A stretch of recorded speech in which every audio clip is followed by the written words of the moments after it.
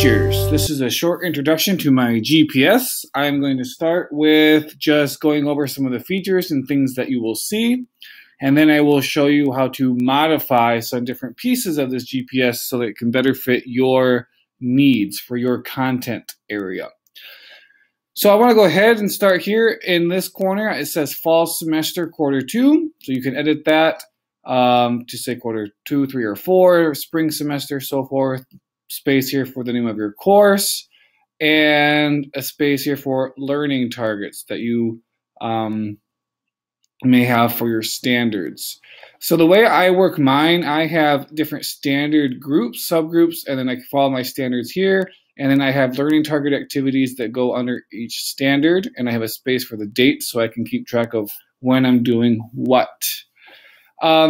So I set up the GPS so that it automatically changes the color for you and automatically calculates the average for standard groups. So for example, if I type in this name, Mickey Mouse, and under standard 1, Mickey Mouse got a 4. I just click on it, type in 4, I can hit enter, automatically colors for me, and automatically calculates the average for me. So if I do a couple more assignments, and I say he does really poorly on this next one, okay, so the average appears here and it colors for you, okay? So that's basically my GPS. I have my standards, learning targets, and activities. I keep track of when and what I'm doing each day. You might not want all of these standard groups, standard subgroups, units, and so forth. You might not want this average. You might want more columns in here for each standard for extra activities and learning targets. So I want to show you some very basic modifications that you can make to your GPS. So let's say I don't want this average column in here. How do I get rid of it?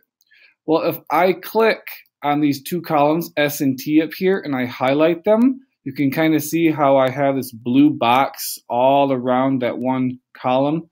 I come up here to the very top, and I right click, and I get this menu of options.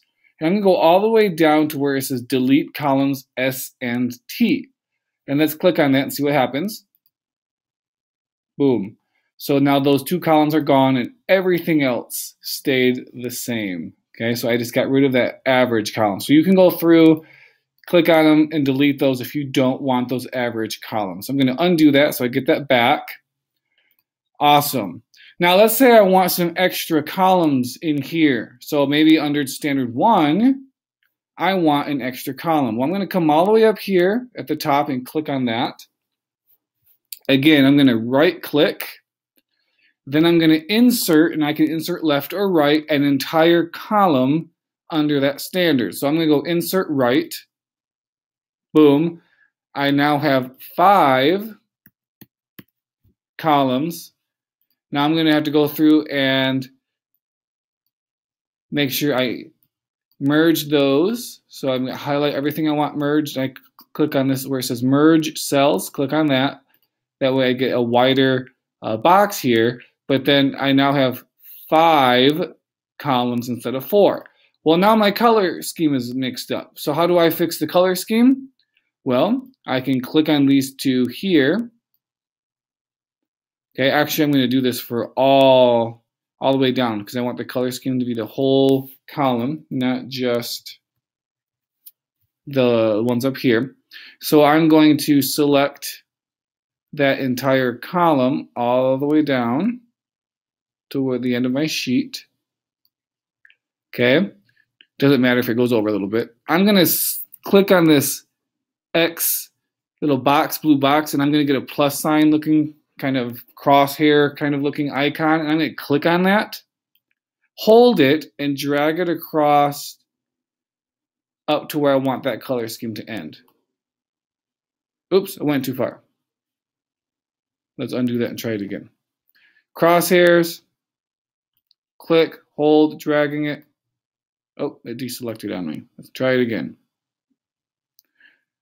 I'm going to start here, all the way down, selecting the rows that are the columns that I want. Didn't select them all the way. What's it doing? Try it again. All the way down.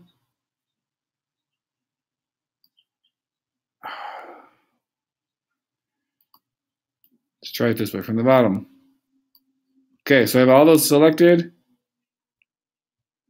Coming down, get the crosshairs, drag across, and boom, the color scheme copied across. Okay? If you need help with that, come let me know.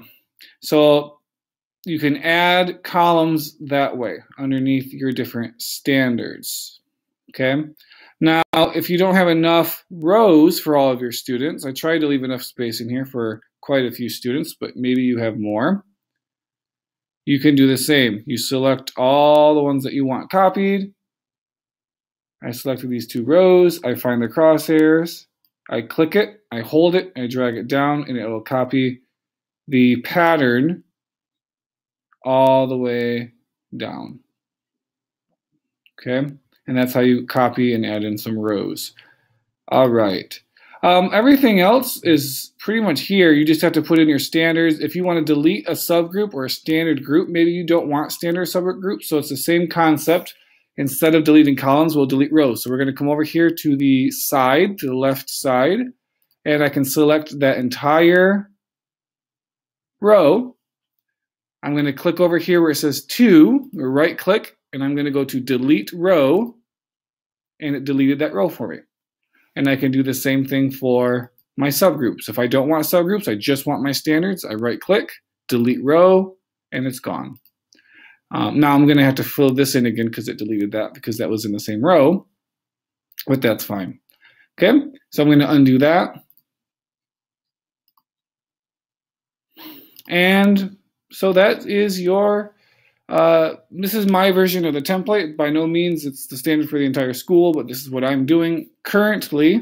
I've included some notes for you on different things on what I'm doing. I've included the empty template for you to fill in, delete, edit to your desire. And I also included an example that I'm using for my class with filled in standards, learning targets, and so forth, activities, and so forth. So all that is there for you to use. If you have any questions, feel free to email me or come find me on campus.